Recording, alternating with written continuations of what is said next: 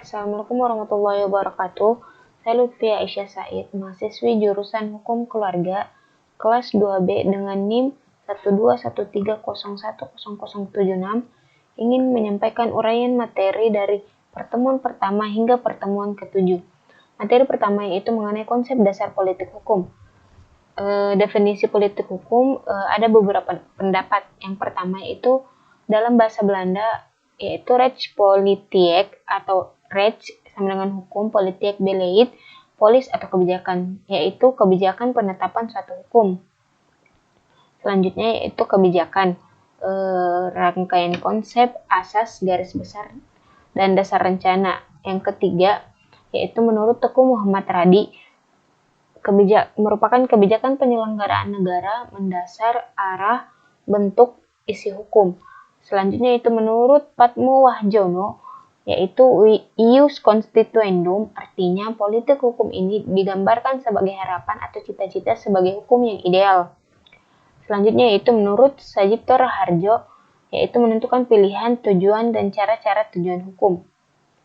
Selanjutnya yaitu menurut L.J. van Apeldoorn, yaitu sebuah aktivitas menetapkan tujuan dan isi peraturan perundang.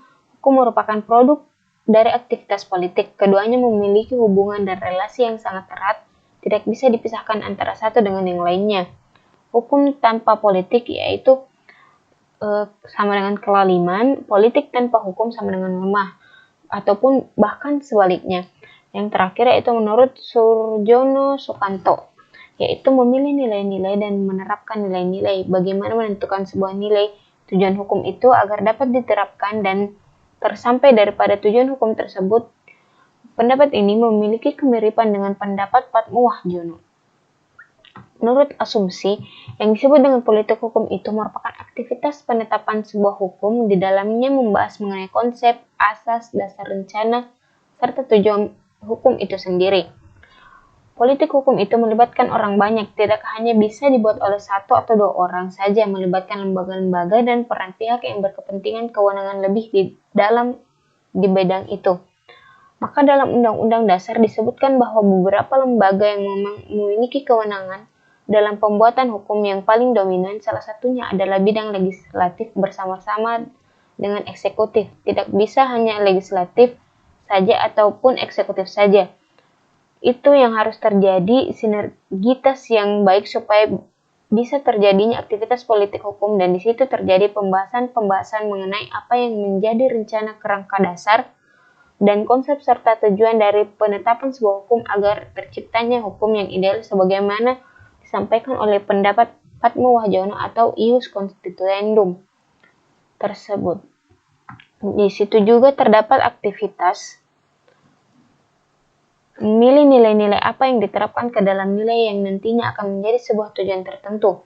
Politik hukum adalah aktivitas penyusunan peraturan perundang-undangan politik. Materi selanjutnya itu merupakan ruang lingkup politik hukum. Ada beberapa. Yang pertama yaitu nilai-nilai dari aspirasi. Yang pertama yaitu nilai-nilai dari aspirasi. Aspirasi ini, aktivitas politik hukum ini tidak bisa dilakukan oleh satu lembaga saja atau satu orang saja, maka harus melibatkan para pihak yang berkepentingan dan berwenang. Aspirasi dan nilai-nilai yang berkembang di masyarakat harus diangkat dalam penyusunan ataupun kegiatan politik hukum tersebut. Selanjutnya yaitu perdebatan dan perumusan nilai-nilai dan aspirasi. Berhubungan nilai-nilai ini sangat banyak, itu butuh perumusan yang sangat matang, dan bagaimana mencampurkan aspirasi yang berbeda ini bisa relevan dan sinergis, supaya dapat terwujud satu aspirasi yang memang mewakili dari aspirasi-aspirasi yang lain, maka disinilah dibutuhkan perumusan secara bersama-sama. Selanjutnya yaitu penyelenggaraan yang berwenang. Penyelenggaraan negara yang berwenang. Penyelenggaraan negara yang berwenang merumuskan dan menetapkan politik hukum. Selanjutnya yaitu aktivitas politik hukum ini tidak bisa dilakukan oleh orang tidak berwenang atau lembaga yang tidak memiliki kewenangan. Maka ini dilakukan oleh penyelenggara negara yang memiliki kewenangan dalam merumuskan hukum, salah satunya legislatif dan eksekutif. Selanjutnya yaitu peraturan perundang-undangan. Selanjutnya faktor-faktor politik hukum dan pelaksanaan politik hukum. Batasan politik hukum yang pertama yaitu ruang gerak politik hukum suatu negara, yang kedua politik hukum kekuasaan dan warga masyarakat, yang terakhir yaitu lembaga-lembaga yang berwenang. Hubungan-hubungan dalam politik hukum, yang pertama yaitu ilmu hukum, yang kedua hukum tata negara, yang ketiga hukum administrasi negara, dan yang terakhir yaitu ilmu politik. Aspek-aspek pengetahuan ilmu politik juga ada beberapa. Yang pertama yaitu ilmu ekonomi.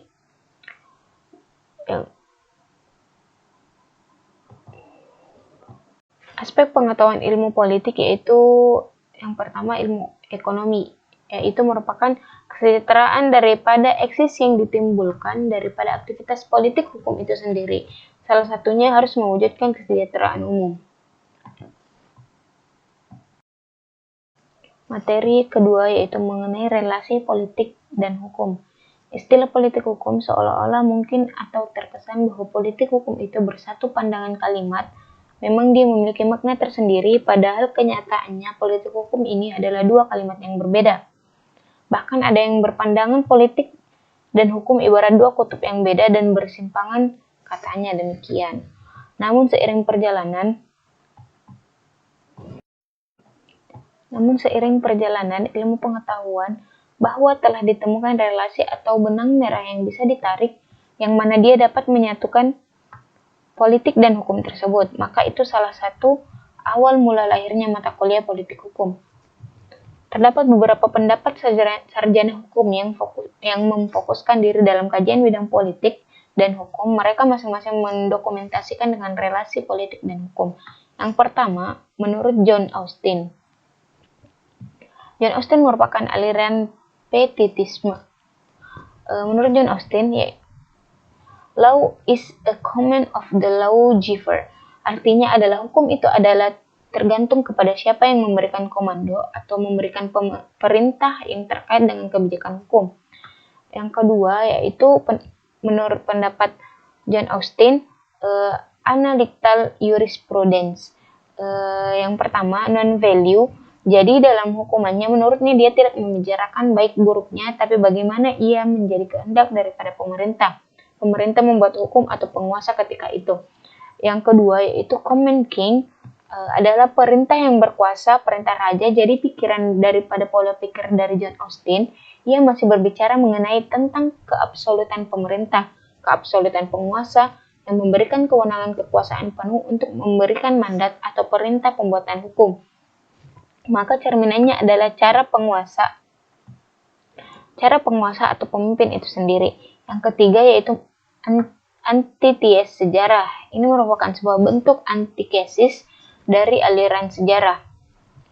Yang kedua, menurut Hans Kelsen, ia terkenal dengan pendapatnya atau pemikirannya tentang hukum murni. Yang pertama, law non-correlations, politis, sociologis, etc. Ia berpandangan tidak ada hubungan hukum dengan politik ataupun sosiologi dan sebagainya. Jadi hukum ia berdiri sendiri. Yang kedua yaitu law is the solemn without design. Hukum itu adalah cita-cita ideal, jadi tujuan hukum sesempurna mungkin tidak mungkin terlepas dari kenyataannya seperti apa.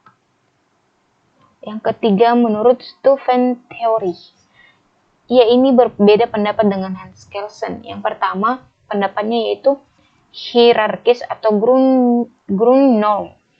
Teori yang membahas tentang relasi politik dan hukum, dia tetap berbicara kepada hierarkis, jadi dia lebih mementingkan keberatan perundang-undangan, terlepas pemerintahannya siapa seperti yang diungkapkan oleh John Austin. Bagaimanapun pemerintahan reproduksinya tetap yang menjadi ukuran adalah hierarkisnya. Jadi dia menganut bahwa hukum yang lebih rendah tidak boleh bertentangan daripada hukum yang lebih tinggi di atasnya. Maka Grundnorm ini atau landasan ini menjadi acuan daripada asup-asupan teori. Yang ketiga yaitu law is the same without the solemn. Hukum itu adalah faktual. Jadi apa yang ada penataan pada hari ini kemudian harus dirumuskan kembali bagaimana perubahan-perubahan hukum untuk mencapai cita-cita atau idealnya sebuah hukum. Yang keempat, menurut Daniel Lev, politics dominate law. Ia mengatakan bahwa politik dominant law, ia mengatakan bahwa seolah-olah hukum itu di bawah struktur dinasti politik, jadi politik yang memegang penuh kendali terhadap hukum. Pendapatnya yang kedua itu keseimbangan politik, maksudnya adalah tergantung situasi politik seperti apa, maka produk hukum pun akan seperti itu. Semakin kacau keseimbangan politik atau terganggu, maka produk hukum pun tidak akan baik, begitupun sebaliknya. Pendapatnya yang ketiga itu definisi kekuasaan. Jadi Daniel Lev mengikuti peraturan sama halnya dengan John Austin pada aspek kekuasaan. Yang keempat yaitu evolusi ideologi politik. Jadi hukum itu tergantung daripada perkembangan ideologi politik suatu negaranya, yaitu misalkan komunis, tentu produk hukumnya pun akan mencerminkan daripada ideologi itu sendiri, begitupun seterusnya. Yang terakhir yaitu sosial ekonomi, tergantung juga memengaruhi sosial dan ekonomi menurut Daniel Lev. Yang kelima menurut H.L.A. Hart, ia berpandangan bahwa relasi dan politik hukum ada beberapa juga. Yang pertama, command of human being. Tetap ini mengacu kepada pendapat John Austin. Tergantung bahwa menurut Hart ini, sebuah hukum ini tergantung pemerintah atau penguasa yang memiliki kekuasaan pada suatu negara. Yang kedua yaitu law non-correlation politis, sosiologis, etc. Namun menurut dia, hukum tidak memiliki relasi politik, sosiologi, dan sebagainya. Opininya, menurut dia tetap mempertahankan kemurnian sebuah hukum karena memungkinkan mengadopsi juga. Pola pikirnya ini mirip dengan Steuven Theory. Walaupun kekuasaan memiliki kendali yang penuh terhadap hukum, namun dia tetap yakin bahwa hukum ini harus murni berdiri sendiri sesuai dengan cita-citanya atau disebut dengan das solennya itu. Yang keenam yaitu Lord Acton. Ia berpendapat bahwa relasi dan politik hukum itu mempengaruhi tiga hal. Yang pertama, the content of the law. The content atau substansi sebuah hukum. Ini ada implikasi-implikasinya, jadi ketika politik itu dianggap relasi dengan hukum itu sangat mempengaruhi isi sebuah produk hukum. Yang kedua yaitu the structure of the law, struktur hukum. Yang ketiga yaitu the culture of the law atau bisa disebut dengan budaya hukum tersebut. Yang ketujuh yaitu Miriam Budiarjo. Yang pertama, kekuasaan politik atau kemampuan mempengaruhi kebijaksanaan politik.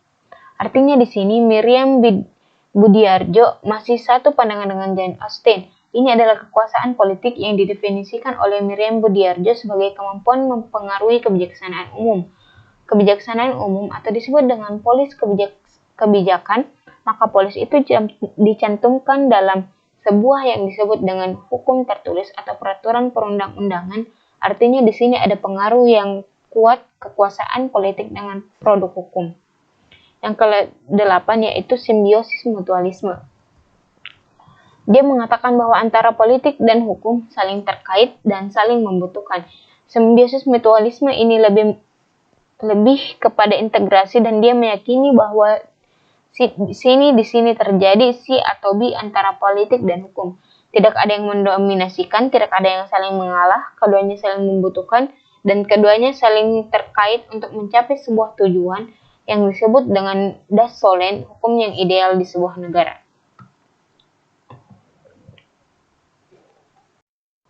Materi selanjutnya yaitu mengenai sejarah politik hukum. Ada pendapat dari Imam Syafani beserta kawannya Hasim Tohari. Beliau mengatakan latar belakang keberadaan disiplin politik hukum ini diantaranya karena ketidakpuasan para teorisi atau sarjana-sarjana hukum terhadap metode pendekatan hukum selama ini. Jadi seperti diketahui bahwa dari aspek sejarah politik hukum ini sangat lama usianya, sudah ada sejak zaman Yunani kuno. Sejak zaman Yunani kuno kita mengenal ada filosofi-filosofi yang memang dia memiliki pikiran kritis. Itu sebagai cikal bakal kelahiran daripada hukum itu sendiri. Lalu berkaitan dengan politik hukum ini, boleh dikatakan ada hal baru tetapi dalam sejarah memang sudah sangat dikenal lama di Indonesia ini berkaitan dengan politik hukum. Kemudian ada analisis cukup menarik dari Sucipto Raharjo bahwa ia menjelaskan pada abad ke-19 Eropa dan Amerika, individu itu merupakan tempat pengaturan hukum dan bidang hukum yang sangat berkembang. Adalah hukum terbata, meliputi hak kebendaan, perbuatan dalam hukum ataupun yang lainnya. Pada masa itu, keahlian hukum dikaitkan dengan keterampilan teknis atau keahlian tukang. Jadi orang merasa bahwa dengan cara memperlakukan hukum seperti itu, menganggap hukum di atas, jadi dirasa cukup hukum sebagai yang independen dan otonom. Jadi sangat menafikan mereka itu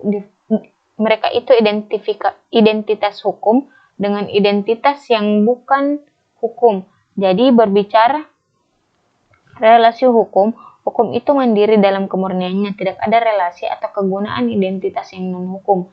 Namun dalam pandangan Sucipto Raharjo, bahwa hukum dalam artian pemikiran hukum dianggap independen, badan otonom, ini tidak bisa dikatakan demikian sampai hari ini.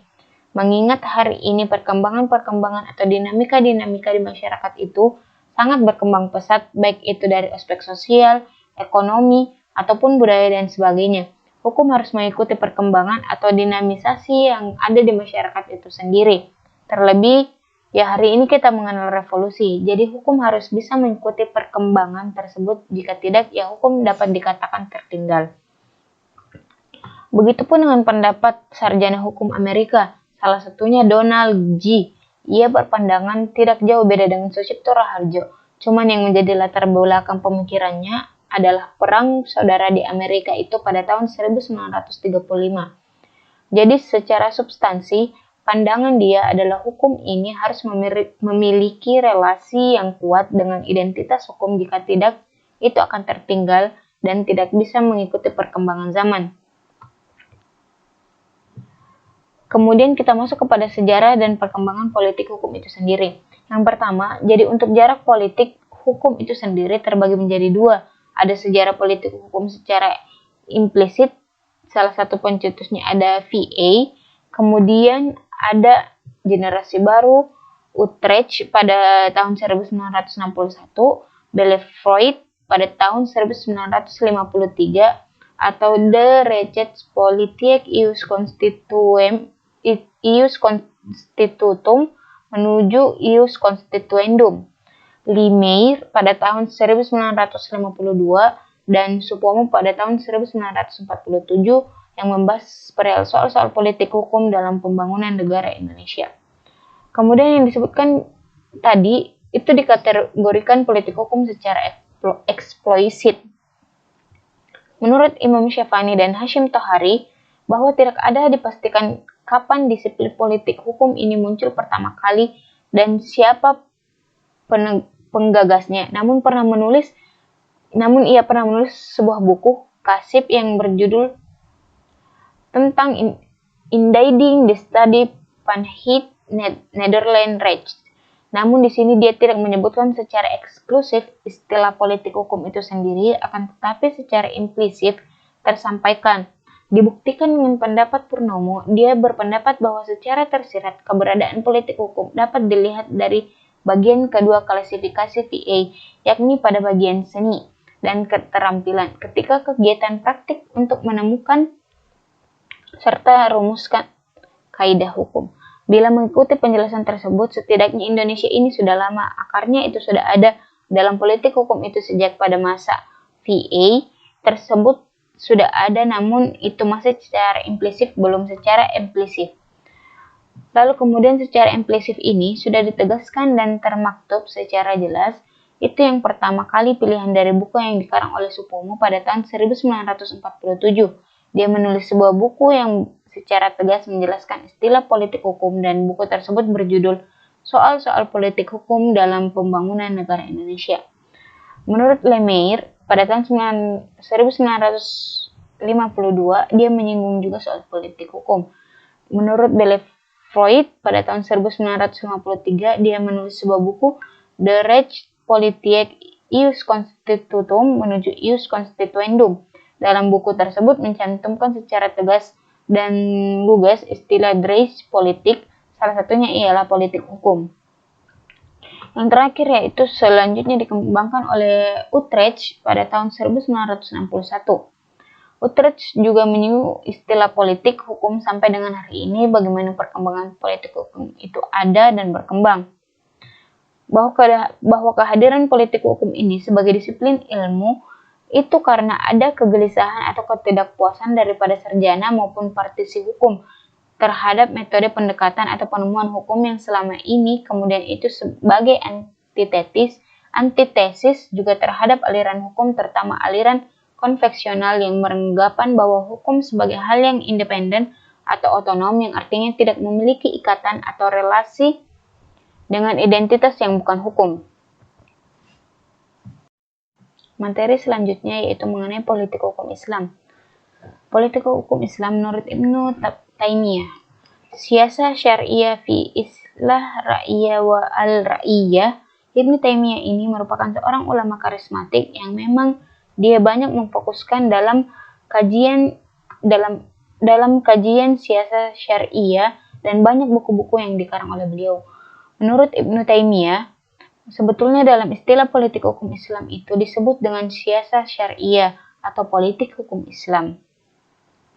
Siasa asy-syar'iyyah merupakan aplikasi daripada al-masalah al-mursalah atau pengaturan non-syara. Selain itu, mengatur tentang kesejahteraan manusia dalam hukum yang ketentuan-ketentuannya tidak termuat dalam syara. Kemudian, sebagian ulama mendefinisikan bahwa politik hukum Islam sebagai perluasan peran penguasa untuk merealisasikan kemaslahatan manusia itu sendiri sepanjang hal tersebut tidak bertentangan dengan dasar-dasar agama. Di dalam politik hukum Islam itu terdapat integrasi politik dan hukum, jadi berpandangan bahwa antara politik dan hukum ini tidak bisa dipisahkan, diibaratkan sebagai dua mata koin yang saling berkesinambungan, saling menguatkan dan saling membutuhkan antara satu dengan yang lain. Maka dalam pandangan Ibnu Taimiyah, ketika ada hukum dikatakan sebagai hal yang otonom itu maka tidak berlaku. Jadi pandangan Ibnu Taimiyah tidak berprospek banget sebetulnya. Jadi bagaimana dinamika yang terjadi di dalam aturan masyarakat oleh hukum itu sendiri, artinya hukum harus bisa mengimbangi dinamika dan perubahan-perubahan tersebut. Dalam perspektif politik hukum,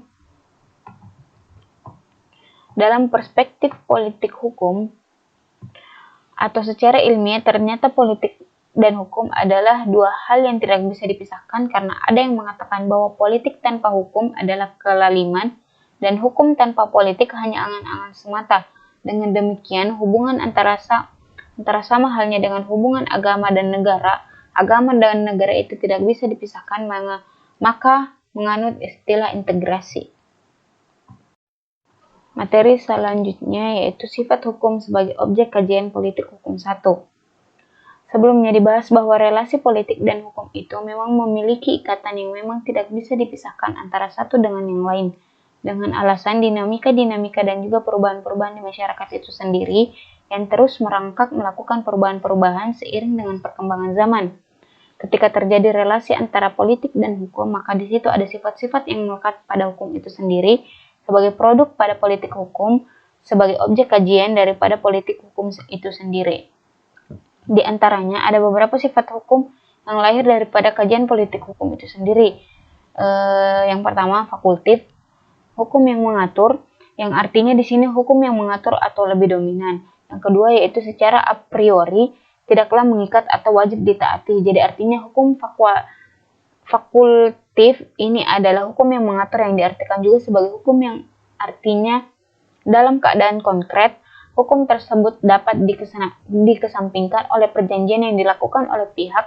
Dengan kata lain, ini merupakan hukum tidaklah mengikat atau wajib ditaati.